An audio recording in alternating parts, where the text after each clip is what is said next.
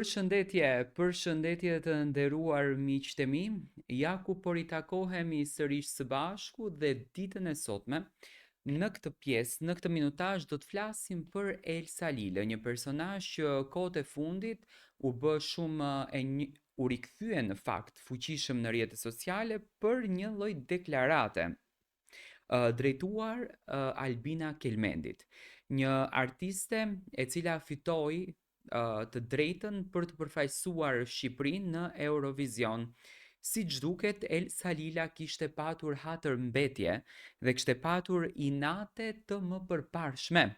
Elsa nuk përmendi emër, por e tregoi si historie që në thelb publiku shqiptar më njëherë arriti ta kuptoj se çfarë ndodhen mes saj edhe Albina Kelmendit.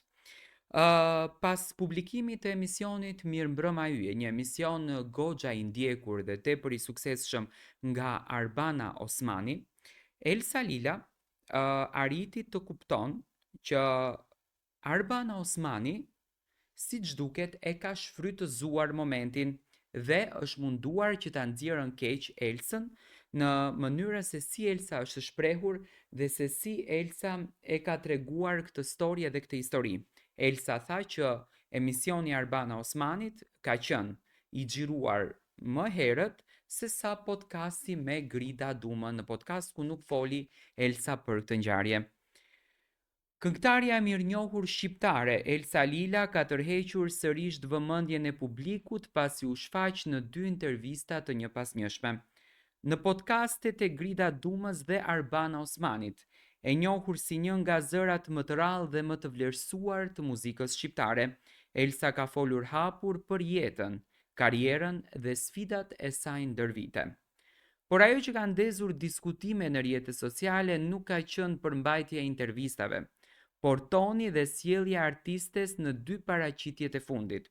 Shumë djegës kanë vënë re se Lila ishte dukshëm më e qetë, më e hapur dhe më komunikative në bisedën me Grida Dumën, ndërsa në intervistën me Arbana Osmanin është shfaqur më e rezervuar dhe tepër e tensionuar. Krahasimet mes 2 podcasteve kanë pushtuar komentet online.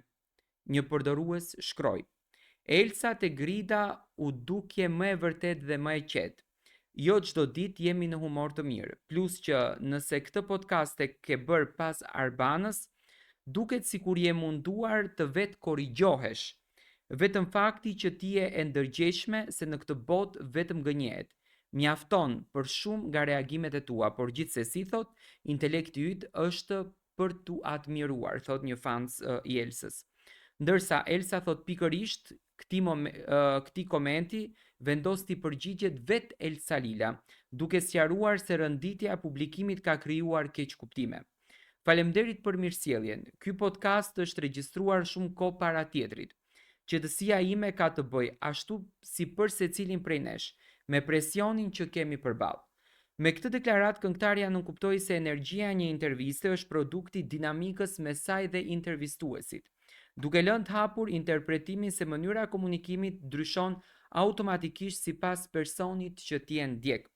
Reagimi i saj ka nxitur edhe më shumë diskutime në rrjet, ndërsa shumë fansa e kanë përshëndetur për sinqeritetin dhe qëndrimin e Elsës të drejtë për drejtë. Domethënë, ky është qëndrimi i Elsës, kjo është forma se si Elsa ka vendosur që në fakt të tregoj këtë gjën në një farë forme, edhe duke thumbuar Arbana Osmanin, që do me thënë ndoshta është provokuar, edhe pse unë e pash intervistën, nuk më duke provokuar nga që Arbana nuk njihet si moderatore që provokon të ftuarit, por është emisioni i tillë që të rëmben, dhe kjo është do me thënë zotësia e Arbanës që e ka si moderatore, është shkatësia e saj. Do me thënë është emisioni që të rëmben edhe të bën që ti të hapësh çdo mendim, çdo ndjenjë, çdo dyshim që ti ke në shpirtin tënd. Ne do të takohemi sërish së bashku, vazhdojmë ta ndiqni me subscribe.